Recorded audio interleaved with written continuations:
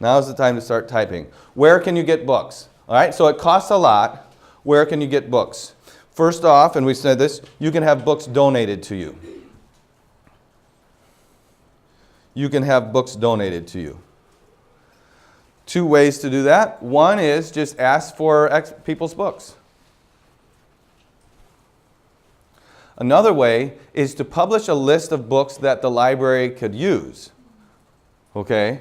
And actually, I don't know that we have many people do this for us, but our library has an Amazon wish list. If somebody wanted to help our library that way, they could go to our wish list and buy books for us that we know we need. If you're a principal, we haven't done this for a few years, but periodically we say, what are some books that we ask our teachers? What are some books that you've run across that we don't have in our library that would be good for us to have in our library? Not, I really liked it, but I don't know if anyone else will read it. It's a good book, and I know my students would use it because I'm assigning them projects where they could go do that. We had a project, a history report that had to be done on the Barbary pirates. Well, we didn't have very many books about the Barbary pirates. You guys know the Barbary pirates, right? Did any of you do that report? No? I know Candy and Kelly had to do it. They're older than you guys. So anyway, you know, from the shores of Tripoli, that's the Barbary pirates time period. There was not many books. We had to go around.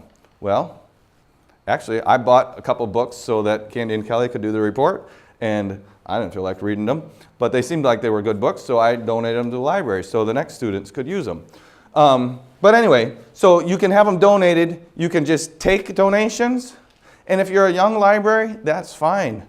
You don't want to have, you say, well, we're only going to have books in here that we know our students can use, and you have 13. Okay, it's like, okay.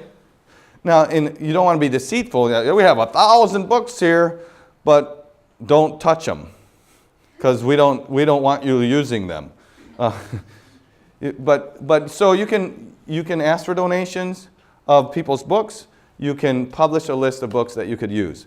If you get donations, one policy to make clear to anybody that donates books is if they donate books to the library, you will use them to benefit the library. Some books will stay in the library. Some books you'll sell to other people that actually want them, and you'll use that money to buy books that the library will use, that your library will use. Once they're donated, they're the libraries. They're no longer, I mean, this is important. If a person donates books to the library, they need to realize they're not theirs anymore. They can't think that they'll come back later and actually find it. Now, most of the time you're going to keep everything they've given you. But there's going to be some things that just don't fit the purpose of your library. But somebody else would want it. You have a library sale. You put it out on the end, you take that money and you go to some other library sale and buy the books there that you can use. So, donated books. Library sales is another place to get books, especially in bigger cities, around bigger cities. But almost every library, I'm sorry, I was confused on this. Library sale, the sale of libraries. And so by this I mean someone owns a library and they sell their library. Like we have David Cloud's library. He offered it to us at what we thought was a reasonable price. He wanted the money to work in Nepal, can't remember what. We came to an agreement. We gave him a large chunk of money. We got all his books. We bought his library. If you read theological books and you look around in them, you'll see Herman Hoyt's name, Herman Hoyt. We bought half of his library. He was a professor at Winona Lake, Grace Seminary, I'm pretty sure. And we bought half of his library from his estate. We're not wishing he would die, and I don't know if he would get it because it'll go to his son or his children. But Dr. Johnson has a tremendous library. Like 7 more volumes in his library than David Cloud has in his library. And he's more of an academic type person, not current issues type of a person. His library would be tremendous for our college as an academic type. And the last 2 times, his library has come up in our conversations. It's kind of like jesting, but very clearly saying, we want to know if that library goes up for sale. And he says, well, it's not up to me. So then we say, what is your son's address? Okay. But that's what the idea of libraries for sale are. And those are not easy to find out about. But if you have somebody that's a librarian and they get onto the message boards and all of that of other librarians, then they would maybe start hearing about libraries, actual libraries that are for sale. Then you can get books for free or for very cheap from public libraries that have their like Friends of the Library sale. Okay? Or sometimes they just have a cart there when you walk in of free books. I don't know how many of those can be used in your Christian school library, but if you have people, I always look at it. I don't go there very much, but I always look at it. It might be something there I can use for free. And we all like free. And then you can, of course, buy books. You should have a line in your budget for new books, even if it's $100 a year. If it takes 2 years to get that one book that half the students will use, it's worth it. If that's the only way you can get it, you can always put it out like, we need this book if anybody would like to buy it for us, but if no one comes along and buys it for us and it's time for all the kids to do their research paper, if you have money set aside for it, then you can buy it. That's what a budget is. So budget it. Just remember, and I referred to this earlier, that you get what you pay for. So only buy the books that you need. We don't buy all the latest political biographies. We don't buy them. They're not useful to us. Okay. I'm not saying that you shouldn't read them, but they're not useful to us. Let's roll a little bit. But even books like that are just currently, we want to buy books that are going to last in the library for 15 or 20 years. Not, books that, even whatever, what Ted Cruz wrote a book recently. Why did he write it? Because he's running for office. Okay? He wants people to know what he thinks. He wants to sell it for 5 times its price so that people can make a donation and get something for their donation. Whatever. And every politician, good or bad, writes books. We don't buy those type of books. And there's other books that are currently popular books. Now this is a little hard, but we have to evaluate, does this book have lasting value? We don't want to spend money on it and have no one checking it out or even desire to check it out in 18 months or even 2 or 3 years. So those type of books always get bought by the public library. They're there. They're the newest releases. They're the hottest thing. We don't have the money to spend on the hottest, latest thing. We want stuff that our students are going to use. So you get what you pay for. You only buy the books you need. And nowadays, never pay full price. Never pay full price. All right, so that's where you can get books from. Now we said we were going to talk about librarians. And we have 2 here. So they're aspiring librarians. They haven't gotten all these characteristics instilled into their life just yet. But librarians, a couple things to know about them in general. Generalizations, we've said this before, but just remember, generalizations are generally true. If I'm talking about you and I'm making a generalization, it doesn't necessarily apply to you, it applies to everybody else. So there's always exceptions to generalizations. But they are generally true, or they're general temptations or tendencies of librarians, and is that one is first they have a tendency to fall in love with books. They put a lot of time into those books. They did. They put a spine label on it. They put a barcode inside it. They found it when it was misplaced and they put it back where it belonged. All of those things. After a while, they tend to think that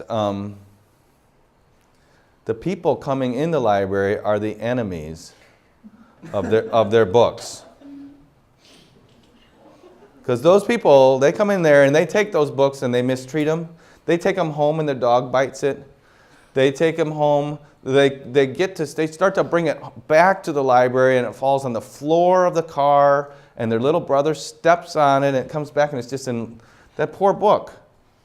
I'm being a little silly, but I am saying the truth. Books get mistreated.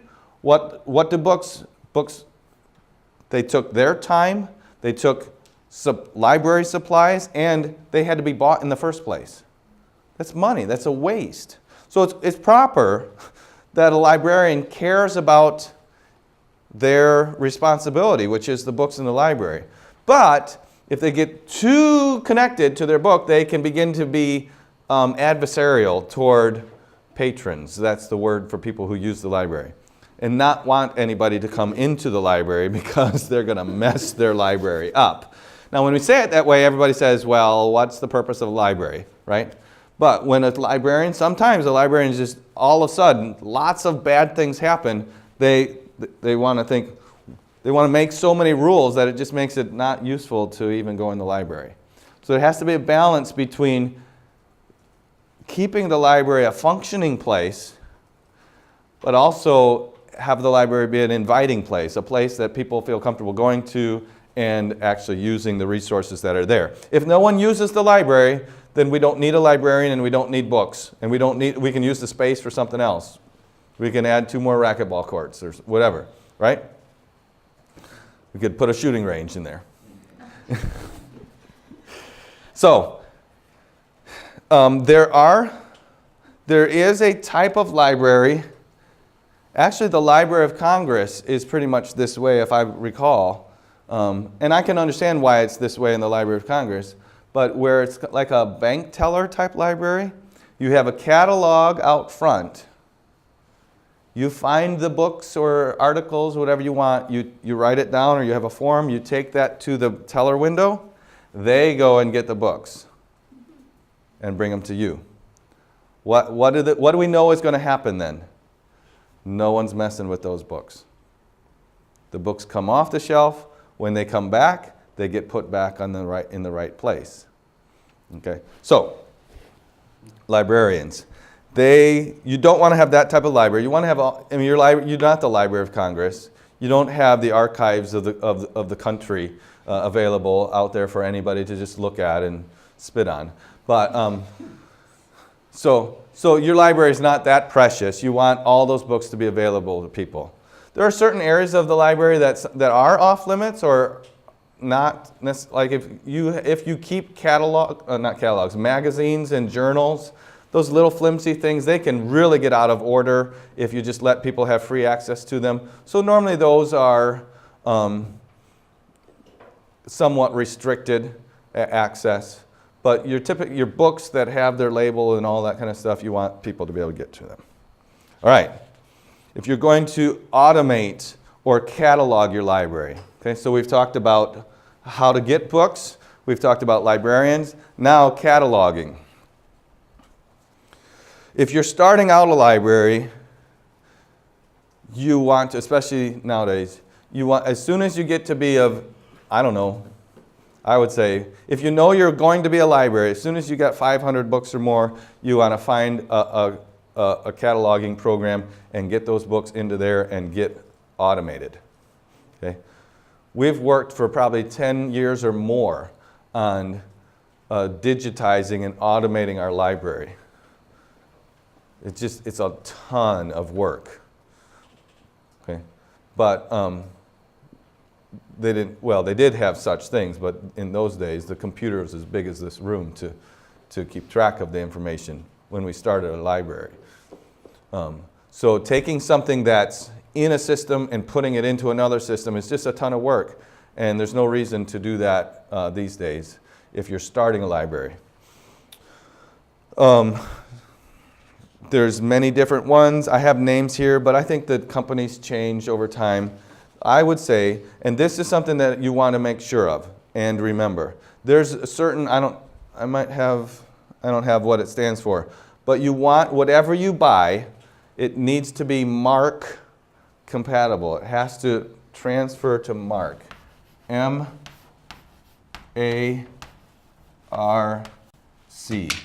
MARC.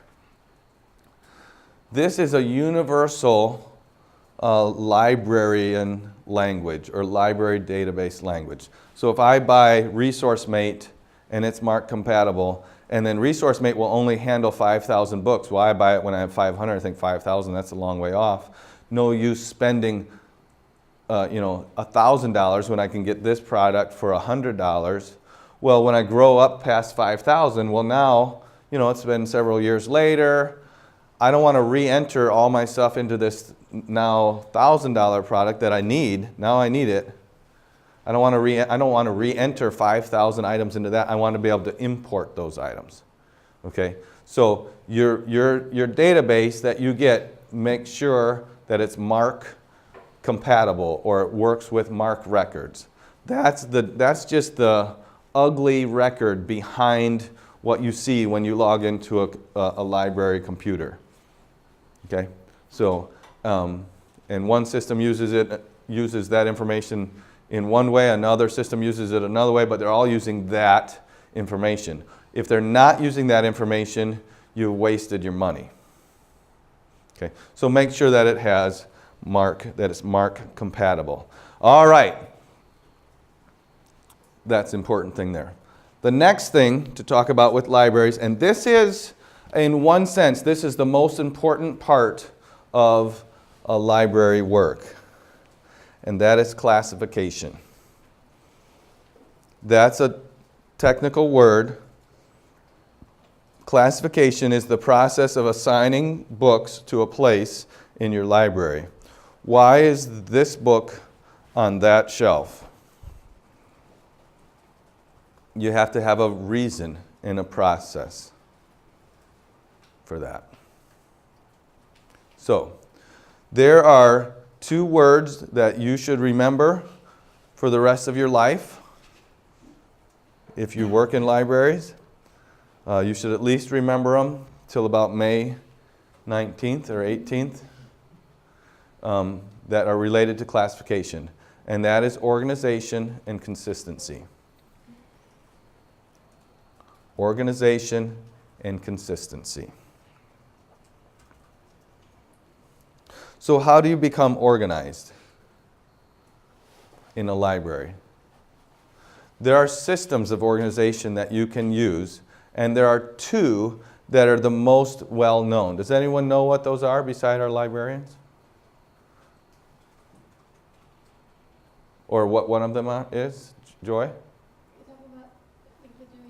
The Dewey Decimal System. That's a system of organization. Anyone know the other that is very popular? No? The other, the Library of Congress system. Dewey Decimal System has been around, I think, way longer than the Library of Congress system, but many libraries are going to use the Library of Congress system. Dewey Decimal System has 1,000 points in it, and then sub-points after it. So you have the 0-hundreds, the 100s, the 200s, the 300s. And so there's 10 broad categories, and inside those broad categories are by tens, other categories, and inside those tens, and inside those, the decimal points. So you have 929.3 is somebody's biography, I think. Does that sound like biography land? It was. Anyway, so the 900s are historical, and then there's like histories and biographies and whatever else, all kinds of, and sometimes it gets actually specific. You get in the higher ones, it might be country specific or a certain realm of study specific. But anyway, so that's how that works. Well, Library of Congress uses the alphabet as the beginning of it. So you got an AA and an AB and an AC and then a BA and a BB and a BC.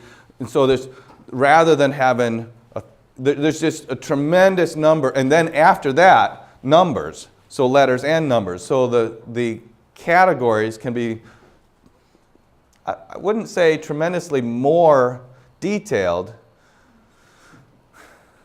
but it's just a different way of detailing, because the Dewey Decimal System, you have your first 3 numbers, and then you have decimal points after those. At least 2 is kind of common. So that's 1,000, 10, that's, 1,000, 10,000. That's 100,000 possibilities just in numbers in the Dewey Decimal System. So anyway, though one of those systems, you'll want to use one of those systems for organization. Okay? If you're at your home and you don't want to go into that, that's fine. You have 3 shelves of books. You say, on these shelves is my biographies, and you know all the books in your home library. Okay? But this isn't a home library. You have people coming into it that are going to leave it and go to go somewhere else in the country and walk into the library. You want them to be able to find books in the same area of the library. Some of it is teaching. Anyway, you need organization, and you want to use one of those 2. And another thing that you want to use is some type of subject organization. Some type of subject organization. There might be others, but one of the most well-known and used subject organizations is Sears' list of subject headings. Sears, I don't know if it's the same guy that has the department store, but Sears' list of subject headings. We use 17th edition, but you want to get a more recent edition. But this helps you fit into an organization of subjects. And you should read the book, so you know how to assign subjects to something. Okay? Books need to be assigned a certain way. They're subject a certain way. That way, when somebody says, I'm looking for this, they see all the books that are in that subject. If you assign a subject this way to this book, and this way to this book, and this way to this book, somebody says, I'm looking for this, all they see is this, but all 3 books are related to the same subject. Okay? And let me just say this, you must assign subjects to your books. You must assign subjects to your books. When I took oversight of our library, it was at least 20 years old. We had 20 years of books. We claimed we had 50,000 volumes. Thousands of those were not processed, and they were garbage. I filled the dumpster a couple times with books. But we had 25,000 items in circulation. We had title cards and author cards for them. No subject cards. If you went to the library and said, I want to study the Barbary Pirates, you would not find a book. You couldn't go to the card catalog and look under Barbary Pirates. The only thing you would find in the card catalog was if there was a book that started with the word Barbary Pirates, which computers now will search within the title, or if something was written by Barbary Pirate. Because we only had author and title cards, no subject cards. You must assign subjects. People come to the library wanting to study a subject. Some people come wanting to study an author. Some people come they know what book they want. But most people come to the library needing to study a subject. So you must assign subjects. And so you want to, and it's best to use a standing organization for assigning subjects. And that's in this book. So that is organization. You must be organized. It must be organized. And the other thing is consistency. So for consistency, a couple notes on that. First, you need to have consistent procedure for the obtaining, processing, and then circulation of a book. Okay? Obtaining a book, you get that, who knows where it comes from. But once you get it, what's going to happen to that book? Consistent process. We're going to process the book. It's going to be checked for whether we want to use it. I'm just making up stuff here that would fit. There's probably more, but it's going to be checked for whether we want to use it. It's going to be checked for its quality. Does it need any repairs before we even put it on the shelf? Where does it fit into the organization of our library? Is it a 923 or an 857 or whatever? What subjects are it? Assign all that to it. Then get the spine label on it. Get the barcode into it. Get everything. And then, so there's a consistent process for processing the book, and then a consistent process for circulating the book. It leaves the library, it comes back. All of that. And so everything is done the same way all the time. And then you need to write these out in detail. Write out the procedures. Write them out. Write out your procedures. I'm being goofy about it. But it's very plain to see here, and it should be plain to your mind that the situation we have here, every library would have to some extent or another. We have these two working on our library. How long have you worked in our library? A year.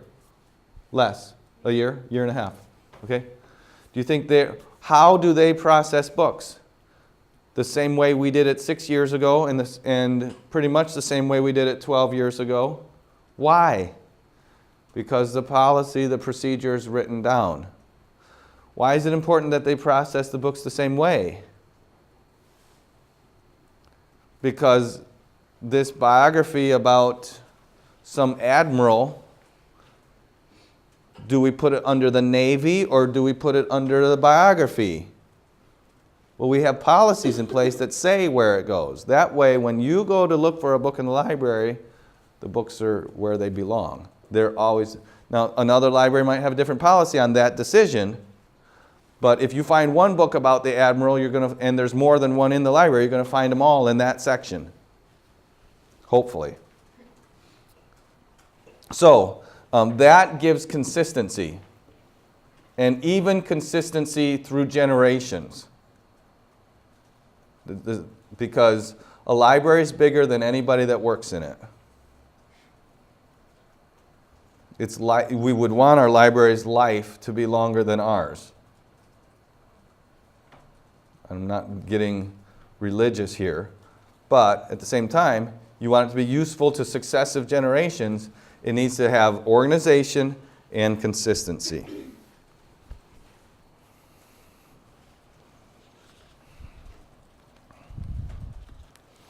If you're the type of person that's interested in this, I suggest a book called The Church Librarian's Handbook. I just mentioned that one. That one is very readable. In fact, for a couple years, I required everybody in this class to read that book. And I may just do that again, for that matter, since I'm challenged to have 40 or 50 pages of reading per week in my classes, so that you don't have a cheap college education. Anyway, did you all read the article that I posted on there? Or no, you didn't read it? Okay. It is just not required reading. It was just broadcast to the school. But anyway, that book it's focused toward people that are in churches, and it's concise, but it's very, very helpful. It really started us down the path toward, we had certain things, we had procedures in place, but it started our library down the path toward being more organized, more standardized, more precise. I knew that we were in trouble with subject headings, but where do you go to find good subject headings and all of that type of thing? So it's a start, and it's very, very, very, very helpful. It could be a manual for most small libraries. Our library is not a small library. It has 2 or 3 constituencies, makes it a little more complicated. It's academic, it's a college level, seminary level actually. And so, but a school, this book would be useful for a K-12 church ministry resource center library. Have you guys read the book? No? You're supposed to have read that. Really? I'm pretty sure. I've never heard about it. Our librarians have to read it every year. We have a handbook in the... Yeah. So anyway, Mrs. Marquez probably just lays the law down with them.